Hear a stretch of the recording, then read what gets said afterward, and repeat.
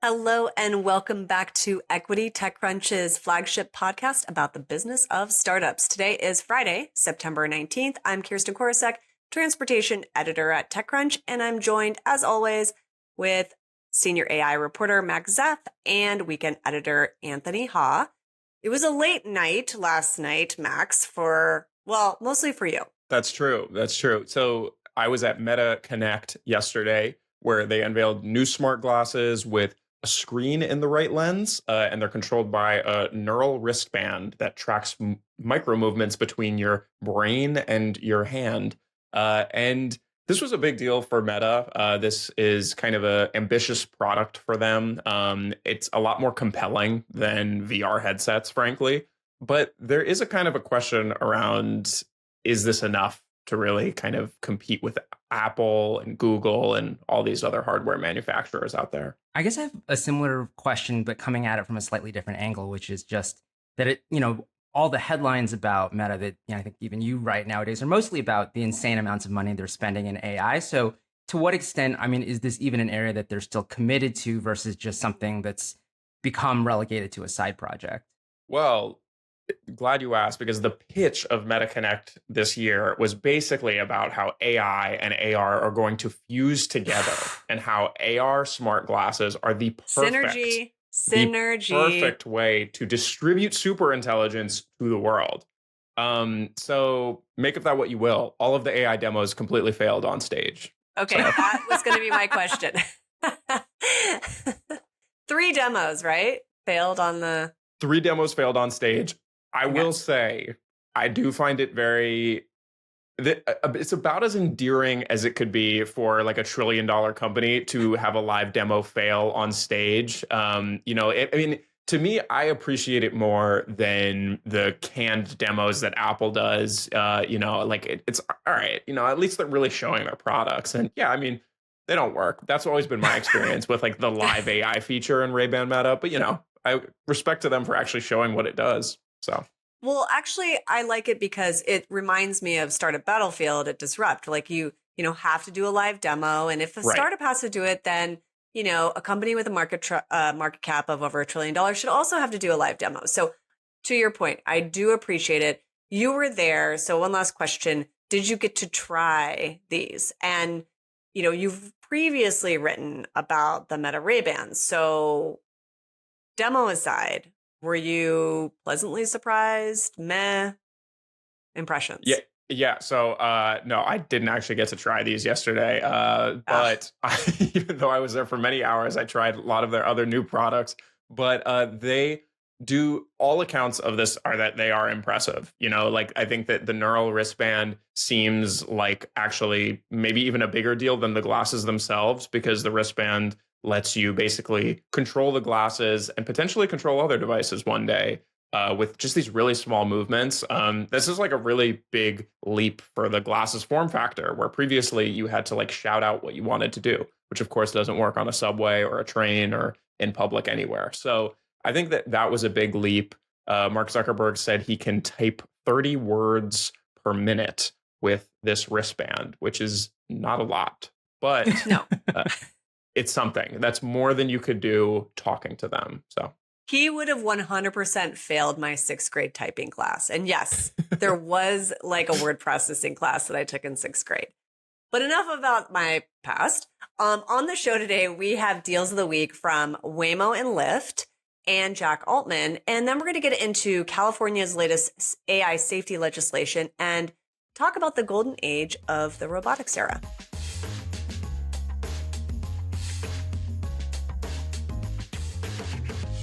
So we're going to talk about Jack Altman raising a new early stage fund. Anthony, tell us about that. Yeah, so Jack Altman, just to state the obvious, his last name is Altman, and he is Sam Altman's brother. But he's also, a successful entrepreneur on his own. He was the co-founder of Lattice, which is a $3 billion startup at this point. And he has his own fund called Alt Capital and just raised a $275 million fund. That's already a lot of money. The other two fairly impressive things about that are he says he did all of that in a week. And he also, basically this second fund is being raised a little over a year after the first fund. How much of it has to do with the Altman name? I mean, I know you said that he has, a successful history, but like, what's your sense of raising that much money in a week? There are a lot of folks out there who would love to be able to do that and definitely aren't able to. So is there a little cachet with the name, or is it also his history? Yeah, I mean, I think there's a strong temptation to assume that the name probably has something to do with it. And I don't think that's entirely unfair because, another way of looking at it is when we talk about, raising a second fund so soon after the first is that, especially for an early stage fund, you do not have major returns yet. It's not like they can say, wow, you've already made us so much money and we want to give you even more money now. It's just this general feeling of market excitement. And, again, he has his own track record that he can show to investors, but is he getting more intros? Is he getting more quickly to yes because he is Sam Altman's brother? I mean, it's hard to believe that that's not something of a factor. Yeah. I think also like it, to me, reinforces this feeling that both startups and VC is increasingly becoming this kind of like haves and haves not situation. I mean, I think it always has been, but that a lot of the money is getting concentrated in a relatively small number of companies, a relatively small number of firms. And then you have all these other sort of small firms, small startups that are really struggling right now. Yeah, I mean, and just, kind of on your first question, Kirsten, like, I think that it's impossible to decouple, the last name from Jack. Like, I think he always is going to be viewed as Sam Altman's brother. And whether, people say that's a factor or not and why they choose to work with him, I mean, it just is, like that has boosted his status over the years. And he, definitely benefits from that, but maybe also kind of is, in his shadow a bit. So I think that it's worth noting that like he is known as a very hands-on investor, and that he, works a lot with enterprise companies, gets very in the weeds with them. So people tend to like working with him. So, I mean, I think it's definitely a testament to his own career as an investor as well. Yeah, I was going to say that your pedigree, meaning, where you went to school or who you worked with or who you're related to, can help you get that first, that first break or that first fund in this case. But being able to follow up with another fund or have another success, then it starts being more reputational. So to your point, Max, if he has a reputation of working really closer with investors, and I think that in their first fund in early 2024, it was 150 million, and they backed about 20 early stage companies, so they're active. That starts speaking for itself. So sure, there's the name, but then you still have to execute, and it sounds like that he has, and people are willing to return invest. I mean, that to me would be the most interesting thing, is to understand how many people came back and invested in the second fund and how many new folks are in that. And I don't know if we have any insight in that, but that is something I would like to know. People should reach out to us and talk to us about that, and then definitely give us all the names. I do want to talk about my deal, which is one of my favorite topics, which is robotaxis. And in this case, it's Lyft and Waymo. And the reason why I want to talk about it is that Waymo has been locking up deals with a lot of companies, but Uber has been one of their main partners. And Lyft has been kind of like, in the background a little bit. And here they are. They're partnering with Waymo. Waymo is going to be launching the robotaxis, of course. But this is going to be in Nashville next year, and Lyft is going to be the quote unquote partner. And so this means, like the Uber partnership with Waymo in Atlanta and Austin, that Lyft will, people who are using the Lyft ride hailing app might be matched with the robotaxi, specifically if they like set their preferences. Or Waymo, you can just go straight to the Waymo app in Nashville. So it's like sort of a twofold thing. So this is a big win for Lyft. Kirsten, do you have a sense of, it seems like Waymo is pursuing these like different strategies with different partners in different cities. And to what extent is that simply like kind of throwing different things at the wall and seeing what sticks? And to what extent is it like, oh, like, this announcement's about Nashville. Is there something about Nashville that makes it the place to launch a partnership with Lyft? I don't think it has anything to do with like the location specific. To me, all of these deals are showing Waymo trying to figure out a business model specifically that works for them. Like they were the ones, first as Google self-driving project, or known at the time as Chauffeur 1.0 and Chauffeur 2.0 for those who have the inside knowledge. And then it turned into Waymo. This is funded essentially from Alphabet. It's owned by Alphabet. There are a few external investors, but really they were the ones that for years were spending large amounts of money to develop the technology, but also to deploy it. But I never had a sense that Waymo wanted to be the operator. It's very hard to make money. They want to be the technology licensor. And so this deals with Uber and Lyft and others reflect that desire. Really what's happening here is that Lyft in this case has a wholly owned subsidiary called FlexDrive, I believe, and they're going to be actually handling like the maintenance and sort of the fleet management. Waymo's the technology provider. And then Lyft also is, doing the network. So this is kind of the direction it seems that Waymo wants to go in hopes of, making money someday. And then they're making revenue, but they're not profitable. It's funny. I watched Lyft's CEO in an interview talking about this, and he was kind of, talking about why Waymo might partner with Lyft rather than Uber in some cities. And he said, it's like Lyft has a great track record. We take things slowly, all these things. But honestly, it wasn't a super compelling answer as to the real differentiators. But Kirsten, I'm curious, do you have a sense of whether there is a real competition brewing between Uber and Lyft to partner with Waymo in these key cities? I think that there's more of a competition and a sense of an existential risk of Uber versus Waymo and Lyft versus Waymo, which is partner with the thing that might kill you instead of not. As a history lesson, both Uber and Lyft had their own internal, self-driving vehicle technology units. Lyft's was called Level 5. And Uber was Uber ATG. Uber ATG ended up being a very complicated deal, not a straight equity play, but was acquired or folded into Aurora. And let's see, Level 5, I think was kind of disbanded and scooped up by, I want to say Toyota. So they had their own internal efforts because they saw eventually autonomous vehicle technology as a robotaxi, specifically as the application of that tech, as an existential threat to their business model, which relies on humans. So they have to partner with a technology provider. And right now, Waymo is the primary one. It is the one that is in the most markets. Do you think we're getting to a point where Uber and Lyft are just resigned to the fact that okay, we can't build this out ourselves anymore. We need to partner with someone who can do it. And Waymo's the biggest one. That's the best one to do it with. Is the dynamic shifted, or do you still feel like they are still fighting this kind of more existential battle? I think it's very early stage. And so in this stage, in this era of robotaxis, which it feels like, oh, this is all happening, it's still super early days. Like a decade from now, I will say something very different.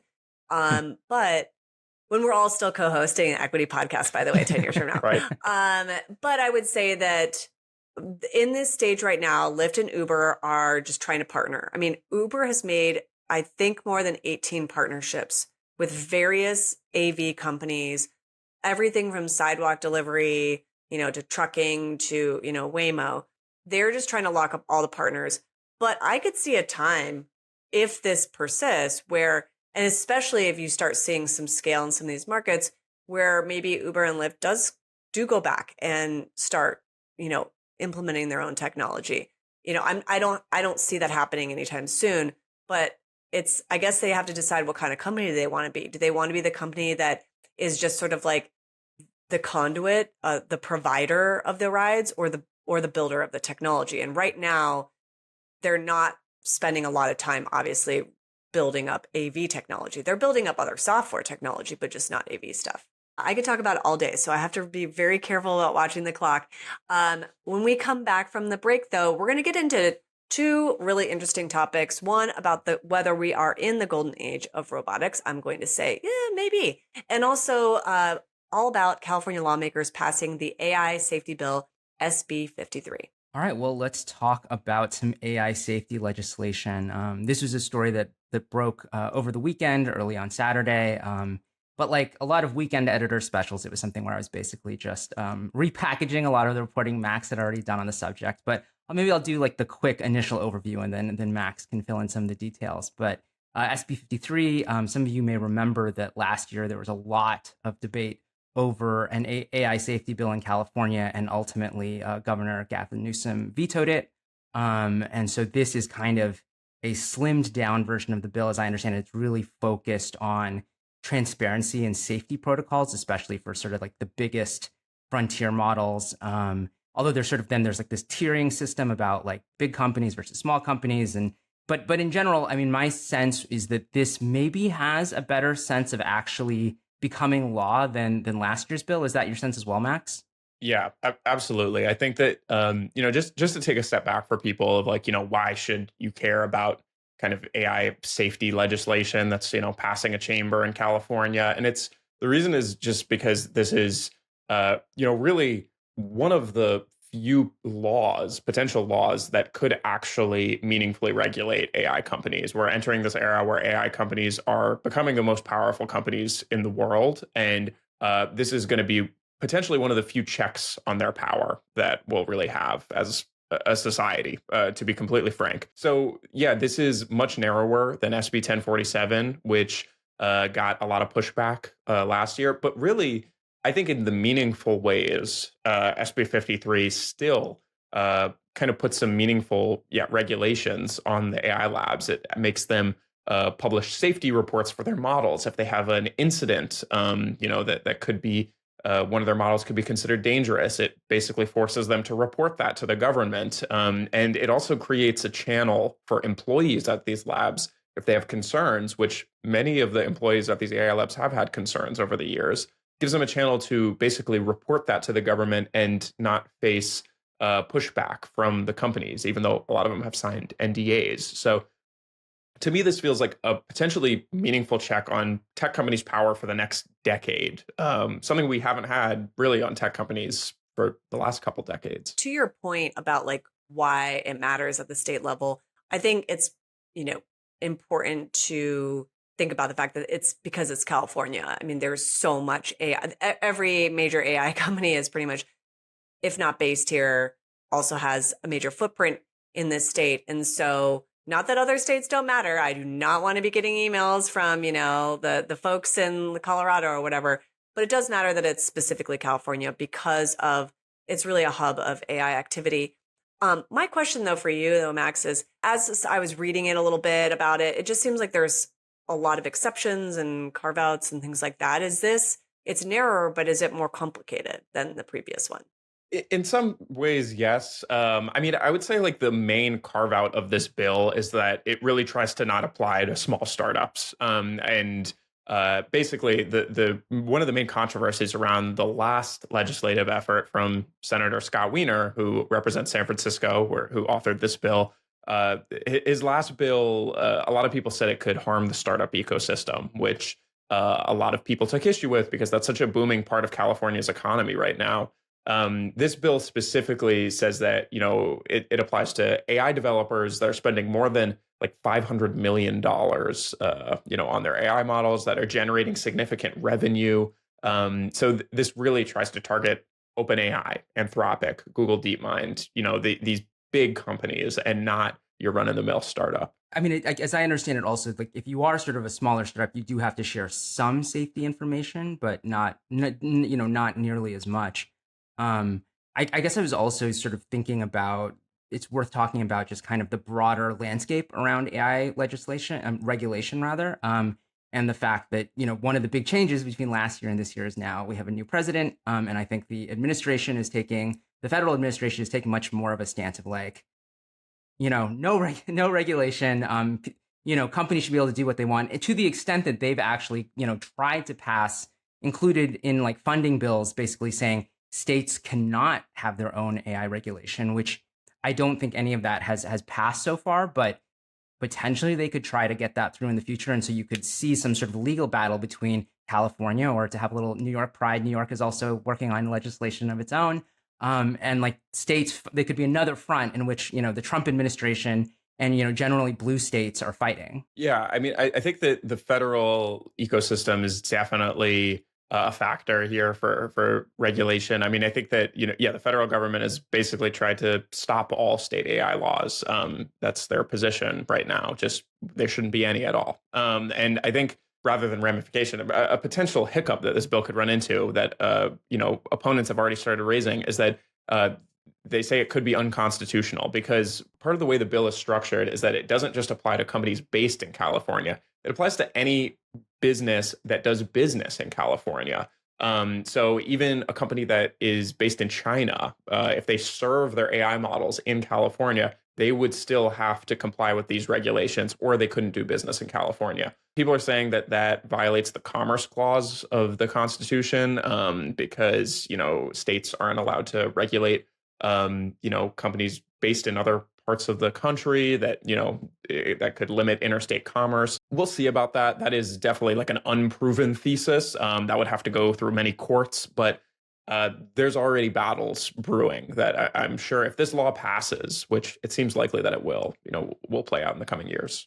That specific point is interesting to me because if you see how social media platforms have played out, with like age verification laws, like wouldn't that same argument, which hasn't held up, by the way, have stood? I don't know. I have a feeling Anthony has a Well, yeah, I was just going to bring up the exact same example that, and I mean, in the U.S., I think the big one right now is Mississippi, right? If I recall correctly, and Mississippi has imposed these age check requirements, and I mean, I think that it's very new, so I wouldn't be maybe whatever the legal challenges to the AI law might be, you could see similar challenges to the Mississippi law, though you might see very different opponents and proponents on both sides. But yeah, it feels like we're in this we're in this stage where a lot of states, for very different political reasons, are focused on regulating tech. And how exactly that's going to play out is probably a lot of that's going to be in court over the next few years. Yes, a lot of court. Max, do we know when this Governor Newsom is expected to sign this? You feel pretty confident that he is going to. I do feel like this has a really good chance of being signed into law by Governor Newsom. One of the key reasons is that Anthropic, basically one of the leading AI labs in the world, has basically come and said that they support this. They have given their full-throated support to this, and that almost never happens for AI safety legislation like this. And just to, we can move on after this, but just to kind of close out, like I do think that, the AI safety movement, is really predicated on these kind of out there ideas that, AI systems could one day harm humans and could cause, hundreds of billions of dollars in cyber attacks and, be used to create bioweapons and these kind of science fiction-y kind of ideas. But it's really kind of remarkable that a bill that is predicated on these kind of ideas is about to be signed into law. This was like a movement that was losing a lot of traction in the last couple of years, and now seems to have somehow like squeaked this bill through to the governor's desk. And yeah, I mean, we'll see what happens. I think the pressure's on for Governor Newsom. I'm sure he would like to stick it to the Trump administration and sign this into law. So we'll see. Before we move on, I just really quickly, I think that's such an interesting point that when we talk about AI safety, a lot of the conversation has been dominated by the people who are really like catastrophists, who are kind of like, oh, like Skynet, like we need to be worried about Skynet, versus a lot more, I would argue, near term and frankly reality based concerns, and those have also been targeted by laws, but it feels like there's this real bifurcation of like, okay, like we need to stop AI from like destroying the world versus we need to stop AI from making our lives worse in like all these much smaller ways. Which is relevant, right? I think that's make our lives not worse is a short and long-term goal. So, hats off to them. We'll see if it gets signed, and we will probably put in our show notes if it gets signed by the time we go out to publication. But I don't think that that's necessarily going to happen. I want to talk next about kind of a somewhat related topic in a way. We'll call it physical AI or robotics. And one of our reporters wrote kind of a sort of a trend feature story about this and talked to a number of experts. But right after it was published, here we go with this big humanoid robotics fundraise, which is Figure, reaching a $39 billion valuation in the latest funding round, lower than was rumored before, I should note. But they raised in a Series C funding round. And in a way, it seemed to perfectly support this article, which is this idea that we are in this golden era of robotics. But I will, and not just because of AI, which I think was a really interesting point. But the really interesting thing, and I'm not sure, I'm assuming you both read the article, which is that while humanoid robots are super buzzy, that's not actually what's fueling a lot of these funding rounds. I want to get to the substance of Rebecca's post, but before because it ties into what we were talking about before with both Startup Battlefield and live demos, I recently had to rewatch a video from about 10 years ago at Startup Battlefield where we had a drone startup that was going to do something very much in this vein, which was like kind of scanning what was in warehouses and making sure like the products were like in stock and in the proper place. And they lost Wi-Fi for a second and their drone just crashed onto the stage and kind of just like shattered it into like a million pieces. It was one of their 2 existing prototypes. And that has nothing to do with anything except that I'm still traumatized by that memory. It is hard to see the live demos fail on the Battlefield stage, and Anthony has witnessed a lot of them. But actually, that to me illustrates kind of how far we've come, how far we've not come in the world, because we're still seeing companies going after this, specifically in robotics, in warehouses and industrial spaces, combining robotics with AI, whether it's drones or like a motorized arm, things to, either make things faster, easier, more efficient, either supporting human workers or completely like these dark warehouse type of concepts. And yet, while there are a lot of these companies out there and they're getting funding, that they're not necessarily proven yet. Like the technology is still being proven out. There's been extreme, progress, but we're still seeing incidences of these companies that are like not having the easiest demos, let's say, or being able to launch those products off the ground. I think the big difference here is that it's because of breakthroughs that have happened in AI, combining that with robotics has helped a lot of startups, just a lot more startups come out there. Like costs have come down, cost of compute has come down, and you're seeing just a lot more interest in it. I mean, robotics has been around forever in a year. But that the number of startups I'm seeing now certainly is the largest number I've seen in, the last 5 years for sure. Yeah. And I think that there's a kind of bifurcation in the industry around, these robots that work in factories and, behind closed doors that most people will never see. And then there's a lot of these other startups that are trying to create kind of consumer humanoid robots, which feels my favorites. I am really to me, it feels like the consumer humanoid robots are still quite far from being a reality. Like I see the demos of them, but I think it still feels like that to me feels like you have to get so much right and they have to be so reliable before you could ever put that in someone's home without a kind of person from the company there to supervise it. But I don't know, Kirsten, do you have an impression of kind of on the factory floor side of things, if these robotics are taking off in a more meaningful way? Yeah. Well, so first of all, I want to say that you're correct. Not only that the consumer sort of humanoids or specifically consumer focused humanoid type robots, that they're far way off. And in Becca's article, she talks to a number of experts and VCs, and they're just not as interested or as excited as these because of that. I'm not saying that's not going to change, but you are correct in that there just isn't that same kind of funding interest, I think, because they're ways off. To your question, though, about, warehouse robotics, I will say this. There were a lot of companies that were going for autonomous vehicle technology to apply that technology, which is a form of robotics, apply that technology to robotaxis. And a lot of those companies failed.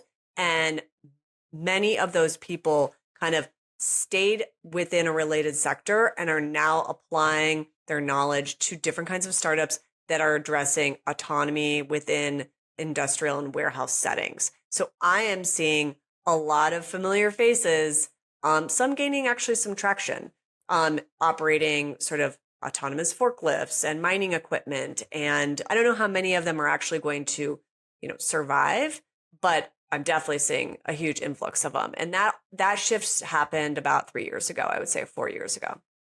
In terms of the humanoid robot, I was also thinking that, it feels like a situation where even if they could get one to work perfectly, like that's not a guarantee of consumer success. Cause I just think like psychologically, there could be a barrier where like, I don't want this weird robot in my apartment. In terms of warehouses, it seems like it definitely makes a lot more sense. And I also, I haven't spent a lot of time in warehouses, but it does feel like an area where there have already been sort of steps towards automation. And so it doesn't feel quite as out of the blue to sort of then just add additional, robots to kind of further that process. Yeah. And I would say that we're seeing funding reflecting that because it's a safety case, not just a convenience case. When you can bring automation and robotics within a warehouse that improves safety or repetitive stress injuries of like a worker lifting the same box in the same movement, if you can, cut that down and improve efficiency, that just helps a company's bottom line. And I think a lot of VCs are interested in sort of supporting those companies that may not be as exciting as the consumer-faced humanoid robot, but actually makes a lot of sense. And you can materially see on a balance sheet like how that could help a company. $6 billion was poured into robotics during the first 7 months of 2025. That's not counting, by the way, the latest round by Figure. So I think that we're going to see a continued uptick in that, in the future. We are all out of time.